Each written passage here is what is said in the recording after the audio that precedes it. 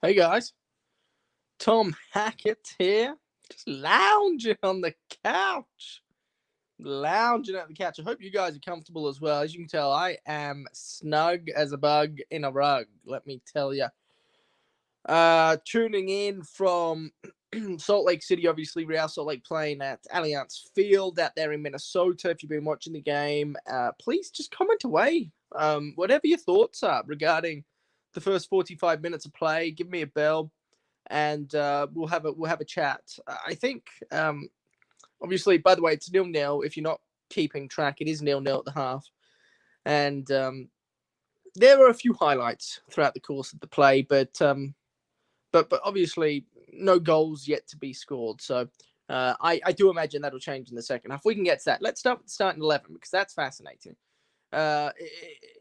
RSL do it weird on Twitter anyway, and I'm sure on Facebook as well. They release it, but they don't put the players in the formation that they're playing, and so it's just two rows of players essentially, and everybody was kind of scratching their head as to how the formation was going to look.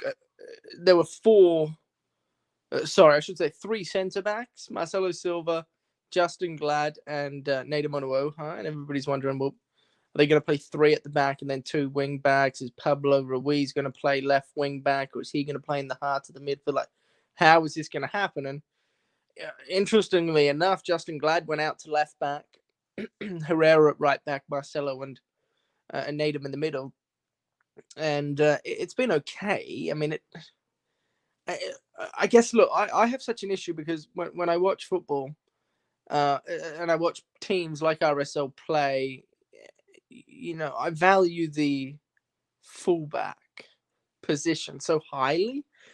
You could argue it's outside of the goalkeeper spot, of course. It's probably, in my opinion, the most valued position on the football pitch because they're asked to do so much and they can be so influential when you don't have a decent left back or right back. It just hurts the team more than I think most people realize. So, anywho, Justin Glad's been serviceable, I guess, but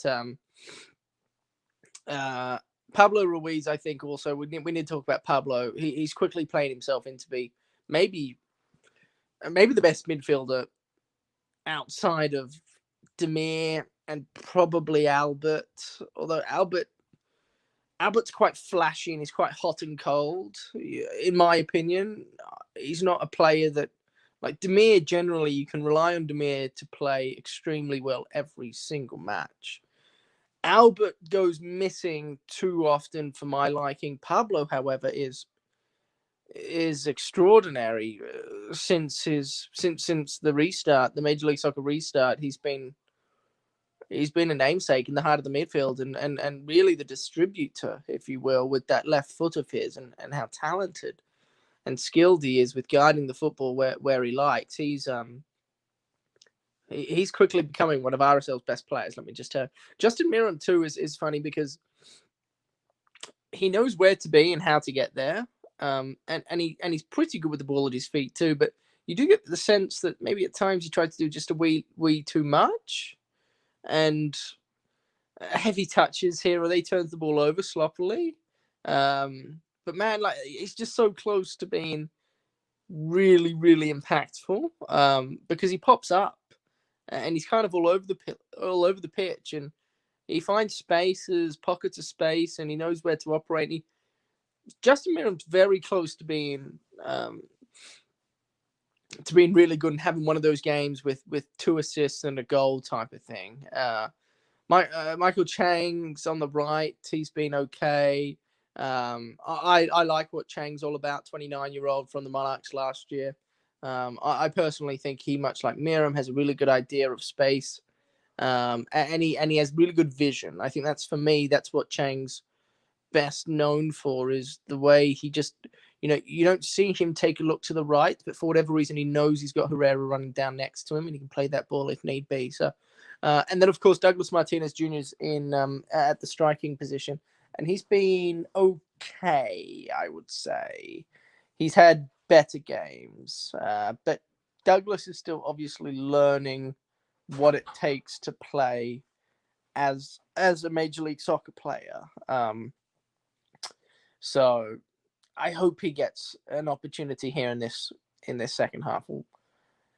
We'll wait and see. There was one part of that half where he made a run and he was actually in behind the back four, but he kind of had to slow down because the bounce of the ball was a bit funny, and the defenders kind of chased him down, but he ended up taking a shot from, it must have been 25 yards out, when he probably, if he backed himself a little more. And I think the problem is his hold-up play is just that.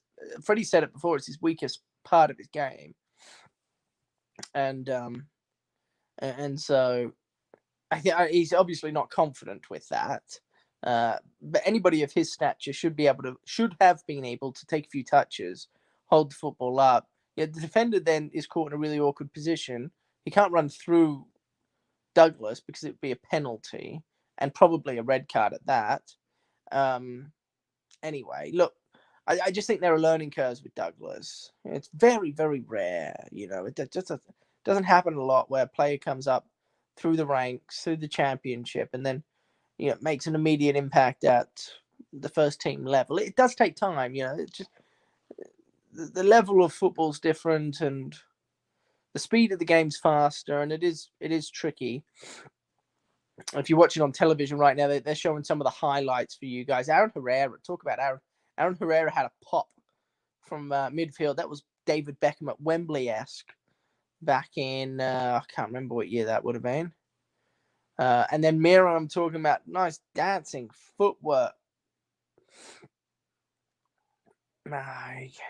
So, there haven't been very many chances. I thought maybe the best chance of the half came Minnesota early going, where, what's his name? I think it's Lob. Played the right back or the right winger in for Minnesota, and he tried to kind of pass the football with the inside of his foot to the back post, and it was quite a good save in the end for Putner. And then, of course, I haven't talked about this. I probably should have. I mean, I don't know how that's not a handball, and I'd love to hear what you guys have to say, because his hand was away from his body, and so he wasn't trying to protect his body with his hand. And at times that can happen. The ball ricochets into your hand, but you're trying to protect your body and your hand's up against your body. Therefore, it's not a handball. But like that, his hand was way off to the side, and it obviously deflected the ball off his hand. And this is where I have a real issue with VAR, because I don't understand why that wasn't there. Anyway, makes me angry. And if I think about it too much, I'm going to get angrier. Hey, I appreciate all the comments that are coming through. I'm going to do this at the end of at the conclusion of the full-time whistle. I am going to write an article on KSLSports.com with all the action as well. There'll be videos throughout it, and I'll share my opinion in that article, in that story. So I'd love for you to go check out KSLSports.com. Burnt Bacon comes in and says, who's dominating? Neither team's dominating at the minute. Burnt Bacon. And so hopefully that'll change in the second half. And then, of course, KSL Sports has just commented and said, hey, click that link right there and you can watch the second half for free. How good's that? 2020 technology, my friends. Check me out on Twitter at Tom Khan Hackett. You can check me out on Facebook at Tom Hackett KSL. I do work and write and enjoy my time with KSLSports.com. And if you don't frequent that website, then you're a fool. Go there, because especially if you live in Utah and you have just any attraction to any sport, it doesn't matter. Just go check out KSLSports.com. Okay. It frustrates me that, granted, we're still a pretty new company, so I shouldn't get too frustrated, but there's so much work that goes into this website, and so many people behind the scenes pushing out content that people love. And by the way, the people that do go frequent that website, often they come back. And so I'm trying to help you guys out. Save yourself the hassle of trying to figure out what's going on in the world through Twitter, or go to ESPN and you can get all the national. But if you want local headlines, KSLSports.com. There isn't another website in the market. By the way, download the app as well. We just spent, I don't know, probably a lot of money on this app that does a lot of cool things. I'd recommend you go checked out as well. Downloaded wherever you get your apps. I really do love you guys, and I mean it. I am going to be back at the conclusion of the game, and I will do another one of these. I hope you join me. So in about an hour's time, poke your head back in, and maybe a few more comments from you. That'd be appreciated so that we can get some interaction. Yeah, I do respect and appreciate other people's opinion, and I don't bite, I promise. Anyway, I'm Tom Hackett. I'll stop talking. The second half just around the corner, so I'll see you guys in about an hour. Bye.